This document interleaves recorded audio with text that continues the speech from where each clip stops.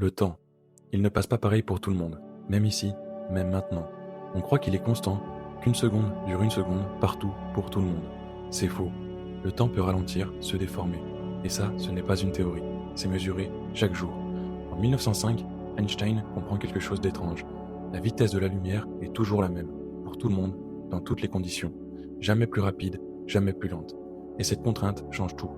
Si la lumière est constante, alors c'est le temps qui doit plier. Deux personnes peuvent vivre la même seconde à des vitesses différentes.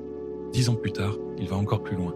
L'espace et le temps ne sont pas deux choses séparées, ils forment un seul bloc, un tissu à 4 dimensions. 3 dimensions d'espace, une dimension de temps. L'espace-temps. Et ce tissu, les masses le courbent. Plus un objet est massif, plus il déforme l'espace-temps autour de lui. Et cette déformation ralentit le temps. Pas en théorie, en réalité. Là maintenant, tes pieds vieillissent légèrement moins vite que ta tête, parce qu'ils sont plus proches du centre de la Terre. La gravité y est légèrement plus forte et le temps y s'écoule légèrement plus lentement. La différence est infime, mais elle est réelle et mesurable.